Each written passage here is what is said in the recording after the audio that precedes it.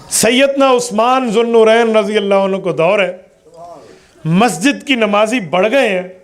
امام بخاری فرماتے ہیں ان التعظیم الثانی من یوم الجمعہ امرہ عثمان حین کثر اہل المسجد، کثرت بڑھ گئی ہے نمازیوں کی۔ صحابہ کرام سر جوڑ کے ایک مسئلے کی ترتیب اور حل کے لیے بیٹھ گئے ہیں۔ وہ مسئلہ یہ ہے کہ قرآن کریم کہتا ہے اذا نودی للصلاۃ من یوم الجمعۃ فاسعوا الی ذکر اللہ۔ جو حافظ بیٹھے نا ذہن میں رکھنا، یہاں لوگ اکثر غلطی کر جاتے ہیں، من یوم الجمعۃ پڑھتے ہیں، نہیں دونوں پیش ہیں، من یوم الجمعۃ فاسعوا الی ذکر اللہ۔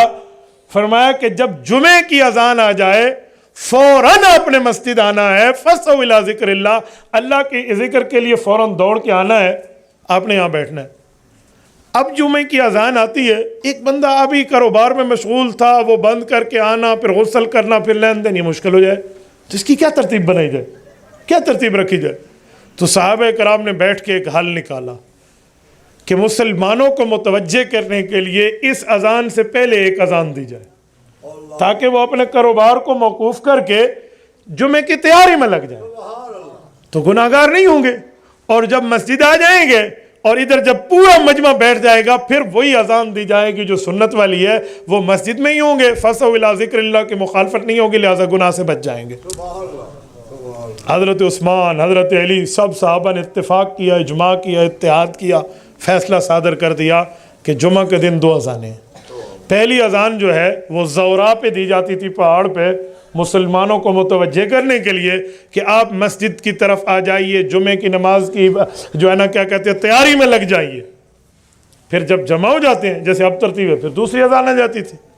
اب سنیے ذرا، حضور علیہ الصلوۃ والسلام کے دور میں تو جمعہ کی 2 اذانیں نہیں ہیں، حضرت ابوبکر کے دور میں نہیں ہے، حضرت عمر کے دور میں نہیں ہے۔ جو جمعہ کی 2 اذانیں نہیں دیتا وہ اہل حق کو یہی کہتا ہے کہ حضور نے تو نہیں سکھایا۔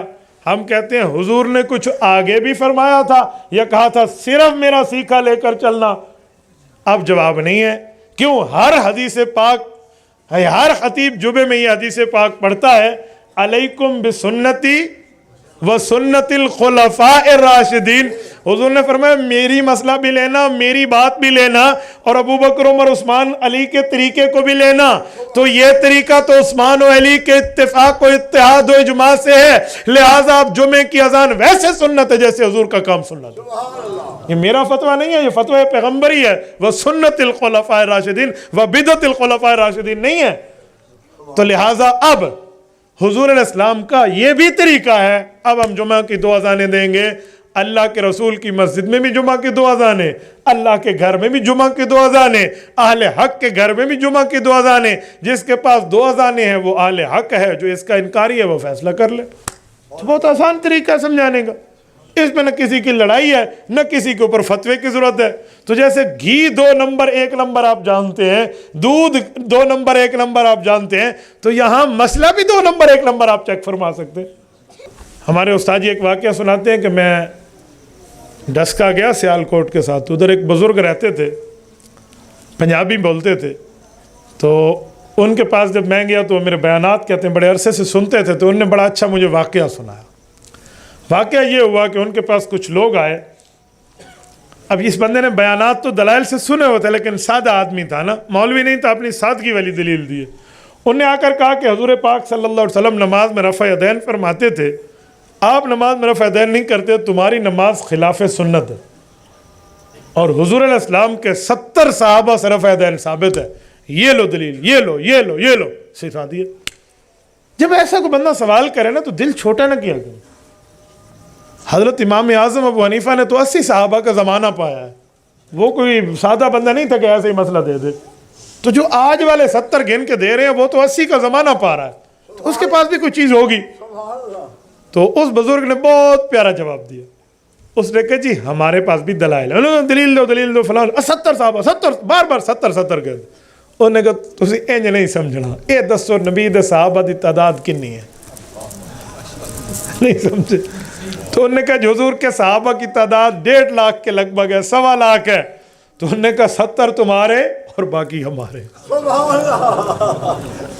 اب بچی کچھ کوئی کہی رہا تو دلیل کی دنیا میں دلیل سے بات کرے، دوسروں پہ کیا الزام تراشی؟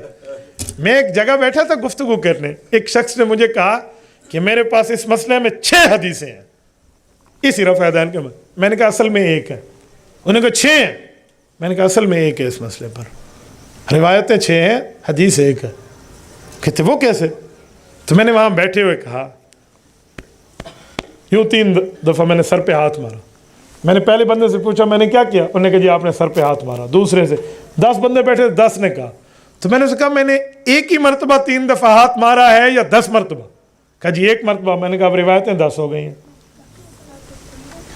اب خاموش. تو میں نے کہا سادے بندے, امام اعظم ابو حنیفہ رحمۃ اللہ صحابہ کے شاگرد ہیں, وہ سمجھتے ہیں کہ معاملہ ہے کیسا. اللہ نے ہمیں وہ امام دیا ہے جس امام کی پیدائش صحابہ کرام کے دور میں, وفات تابعین کے دور میں. تبارك الذي نزل الفرقان على عبده ليكون للعالمين نذيرا.